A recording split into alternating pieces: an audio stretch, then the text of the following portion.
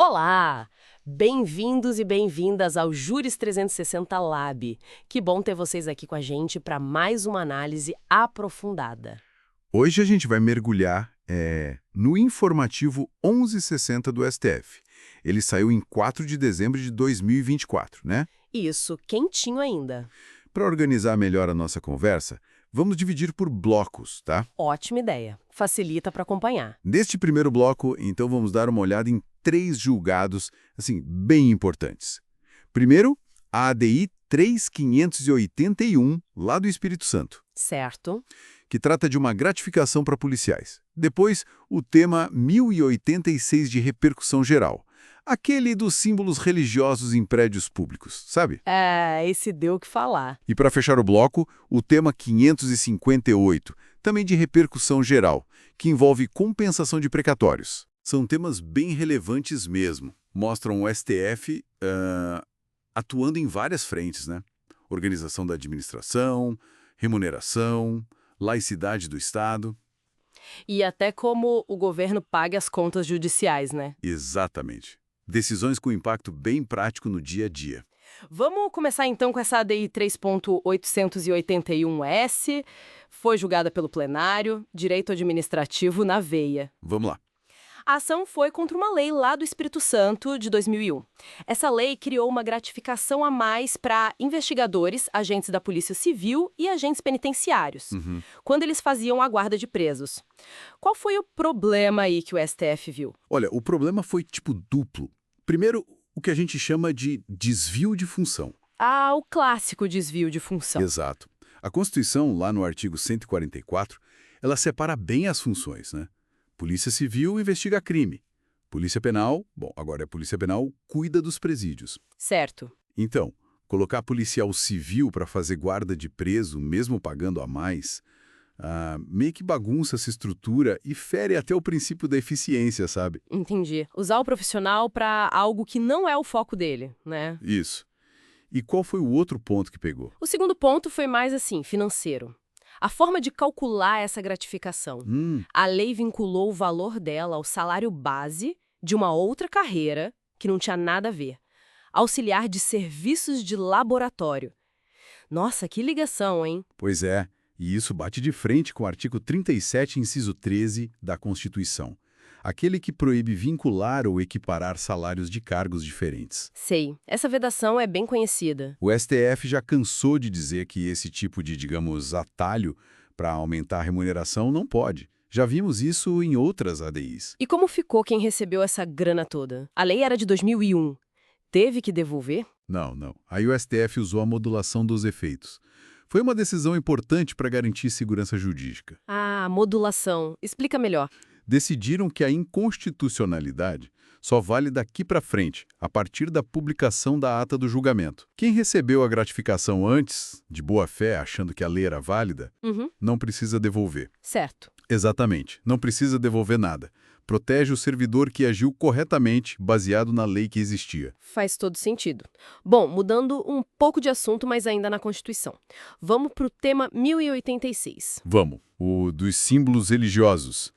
A R 1.249.095 de São Paulo. Isso. O MPF entrou com ação pedindo para tirar crucifixos, imagens e tal de prédios públicos federais lá em SP. O argumento era que feria a laicidade do Estado, a impessoalidade, enfim, aqueles princípios todos. Como o STF saiu dessa? É sempre um respiro, né? É sempre um debate bem delicado. A linha principal que o STF seguiu foi diferenciar uma coisa da outra. Diferenciar o quê? Diferenciar a imposição de um símbolo por lei, que eles já disseram antes que não pode, é inconstitucional, da simples presença de um símbolo que talvez reflita na tradição cultural histórica da sociedade brasileira. Entendi a distinção. Não foi uma lei mandando colocar, mas eles já estavam lá, como parte da cultura. Mais ou menos por aí. O argumento foi que, se a presença do símbolo estiver ligada a essa tradição cultural, ela não estaria, assim, impondo uma crença. Não feriria a liberdade de ter ou não ter religião. E nem a neutralidade do Estado. E nem a neutralidade do Estado ou a imparcialidade dos agentes públicos. Foi essa a ideia central. Mas essa ideia de tradição cultural não fica meio no ar, meio subjetivo. Como separar isso de uma preferência religiosa disfarçada? Exato. Aí que está o ponto, talvez mais complexo e que vai gerar mais discussão, né? O STF abre essa porta da cultura como uma exceção à laicidade mais estrita. Sem dar um critério muito claro, né? Pois é, resolve o caso concreto daqueles símbolos que já estavam lá, vistos como parte da história local, mas abre margem para discutir depois. Que outros símbolos? Que outras práticas podem entrar nessa conta de tradição cultural? Complicado. E a tese fixada, como ficou? A tese reflete bem essa linha.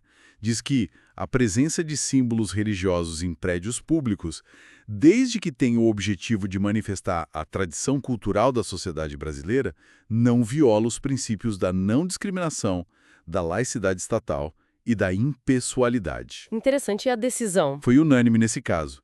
Negaram um recurso do MPF. Entendi a nuance, então. Ok, vamos para o terceiro e último tema deste bloco, precatórios.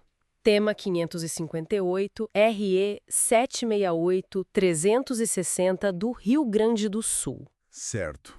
De volta às finanças públicas. Aqui a briga era sobre o governo poder, por conta própria, abater uma dívida que a pessoa tem com ele do valor do precatório que essa mesma pessoa tem para receber. Aquela compensação meio unilateral, né? Que veio com a emenda 62. Essa mesma. É constitucional fazer isso? E o STF, olha, reafirmou que não. Essa compensação forçada pela Fazenda Pública não é constitucional. Isso já vinha sendo sinalizado em outros julgamentos importantes. Como as ADIs da própria emenda 62, né? Exatamente, a 4.357 e a 4.425. A análise é que essa prática simplesmente atropela várias garantias fundamentais. Quais garantias? Porque, assim, pensando rápido parece fazer sentido, né? Um encontro de contas. Sim, a ideia de compensar dívidas parece lógica. Mas o problema é como isso era feito, de forma unilateral e desigual. Unilateral e desigual, como assim? O STF apontou que viola, primeiro, a efetividade da justiça. A pessoa ganha na justiça, mas na hora de receber, o governo muda as regras do jogo. Entendi. E mais o quê? Viola a coisa julgada material. A decisão final acaba sendo modificada na prática. Viola a separação dos poderes, porque o executivo está interferindo no cumprimento de uma ordem judicial. Faz sentido. E, talvez o ponto central, viola a isonomia, a igualdade. Por que a isonomia? Porque o governo tinha esse poder de forçar a compensação no precatório do cidadão. Mas o cidadão que deve ao governo não tem a mesma facilidade para usar um crédito dele, tipo precatório, para quitar a dívida com o governo, entende? Ah, claro. Cria uma vantagem só para um lado? Exato. O STF chegou a falar em privilégio odioso para a Fazenda Pública. Algo incompatível com a ideia de tratamento igualitário. A medida foi considerada irrazoável. Um privilégio odioso. Forte, né? E a tese que ficou refletiu isso. Diretamente. A tese do tema 558 basicamente diz que essa compensação, lá dos parágrafos 9º e 10º do artigo 100 da Constituição, incluídos pela emenda 62, Sim. viola frontalmente o texto constitucional, justamente por ofender todos esses princípios: efetividade da jurisdição, coisa julgada, separação de poderes e, claro, a isonomia. E a decisão no caso concreto? Foi unânime também. Negaram o recurso da União, mantendo a decisão que tinha proibido essa compensação forçada lá no processo original. Perfeito. Então, resumindo o nosso bloco, tivemos a queda de uma gratificação no Espírito Santo por desvio de função e aquela vinculação proibida. Isso. É uma decisão que, olha, permite símbolos religiosos em prédios públicos, mas com essa justificativa de tradição cultural, que ainda vai dar pano para manga. Certamente. E a confirmação de que o governo não pode impor a compensação de precatórios do jeito que a emenda 62 previa. Certo. Exatamente. 3 decisões que mostram, cada uma do seu jeito, limites importantes, né? Sobre como a administração tem que funcionar, os contornos da laicidade num país tão diverso culturalmente. E a proteção do cidadão que tem dinheiro a receber do governo para que ele não seja prejudicado por mecanismos unilaterais na hora de receber o que é seu por direito. Perfeita síntese. São balizas importantes que o STF reafirmou ou estabeleceu. Ótimo. Com isso, a gente fecha este primeiro bloco de análise do informativo 1160 do STF. Foi um bom começo. Nos veremos no próximo bloco. Olá! Hoje a gente mergulha em 3 decisões bem quentes do plenário do STF, do informativo 1160. Exato. Vamos falar de precatório complementar, requisitos para cargo público e correção monetária em coisa julgada. Isso. A ideia é destrinchar o ARI 1491413, a ADI 6664 e o RE 1505031. Temas com impacto direto, né? No bolso do Estado e na vida do servidor. Com certeza. Então, começando pelo ARI 1491413, o tema 1360. A dúvida é, recebi meu precatório, mas acho que o valor está errado. Posso pedir um complemento? Olha, a resposta do STF foi, assim, bastante restritiva. A regra geral, lá do artigo 100, parágrafo 8º da Constituição, é não caber precatório complementar ou suplementar depois que o principal foi pago. Entendi. Fim de papo, então. Quase. Existem exceções, mas são mínimas, tipo erro material óbvio no cálculo. Certo. Ou um erro aritmético, sabe, uma conta errada mesmo. Ou, e essa é importante, se o índice de correção mudou por lei depois do pagamento. Ah, tá. Mas só nessas hipóteses bem específicas. Exatamente. E para verificar se foi um erro de cálculo ou se usaram um índice errado lá atrás, isso exige olhar os autos, as contas. Aí que está o pulo do gato. A segunda parte da tese diz justamente isso, verificar se o caso se encaixa nessas exceções, Sim. exige reexaminar fatos, provas, e o STF tem a súmula 279, né? Que diz que não se reexamina prova em recurso extraordinário. Perfeito. Então, no caso concreto lá de São Paulo, o TJ local autorizou a complementação porque entendeu que usaram o índice errado, a TR em vez do IPCAE. E o STF? O STF não entrou no mérito se o TJ estava certo sobre o índice. Negou o recurso da Fazenda porque, para mudar a decisão, teria que analisar as provas dos cálculos, e a súmula 279 impede. Entendi. Então, na prática, a decisão do TJ que permitiu complementar ficou valendo naquele caso, mas a porta para isso no STF é bem estreita por causa da súmula. Exato. A tese geral restringe e a súmula dificulta a revisão de decisões que consideram por erro. Clareou. Mudando de assunto, vamos para a AD 6664. Uma lei lá de Rondônia exigiu estabilidade para ser agente de segurança viária e para ocultar chefia no Detran. Pode isso? Não pode. O STF declarou inconstitucional. O ponto-chave é diferenciar servidor efetivo de servidor estável. Certo. Efetivo é quem passou no concurso e tomou posse. Isso. Estável é quem já cumpriu os 3 anos de estágio probatório e foi aprovado na avaliação. A estabilidade é uma garantia de permanência. Não um requisito para assumir um cargo ou função. Exatamente. Para essas funções de chefia, ou mesmo para integrar a carreira, basta ser servidor efetivo, de carreira. Claro, respeitando a proporção para cargos em comissão que a Constituição exige, conforme o tema 1010. Então, exigir a estabilidade viola o artigo 37, inciso V da Constituição. Viola. A estabilidade protege o servidor. Não pode ser usada como barreira para a progressão ou acesso a funções de confiança. Faz todo sentido. Usar a estabilidade assim desvirtua a garantia, né? Com certeza. Bom, agora o último jogado. O RE 1505-1031. Tema 1361. Esse aqui sempre dá o que falar. É verdade. Correção monetária e coisa julgada. Imagina a situação.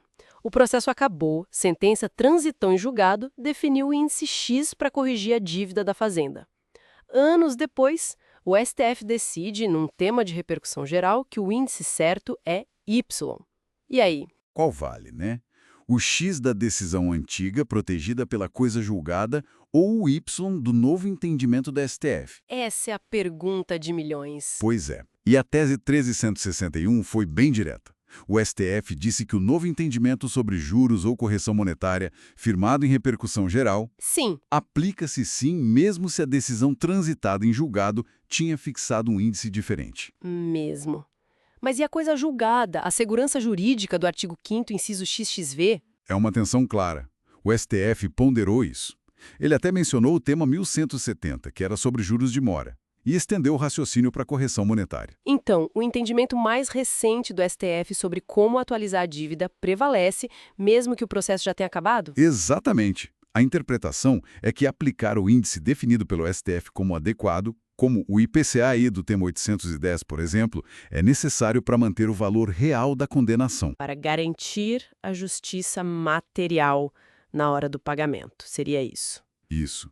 O STF entende que essa necessidade de adequação econômica, de aplicar o parâmetro correto no momento do pagamento, não viola a coisa julgada nesse contexto específico de débitos da Fazenda Pública. Impacto enorme, né? Altera o cálculo final de muitas dívidas. Sem dúvida. Muda o valor a ser pago pelo governo. Ok, então, para fechar, pedir complemento de precatório só em casos raríssimos e o STF não costuma rever, estabilidade não é requisito para cargo de chefia, só ser efetivo, e índice novo de correção do STF vale até para processo antigo já finalizado. É um bom resumo. E fica a reflexão, né? Como o STF busca esse equilíbrio entre as regras do jogo, como a coisa é julgada, e a necessidade de garantir que as condenações contra o poder público reflitam a realidade econômica. Até onde vai essa flexibilização? Ótima questão para a gente pensar. Muito obrigada pela clareza na análise desses julgados. Eu que agradeço. E agradecemos a quem nos acompanhou. Se gostou da nossa conversa, não esqueça de se inscrever e curtir o canal Juris 360 Lab. Assim você não perde os próximos conteúdos. Até mais!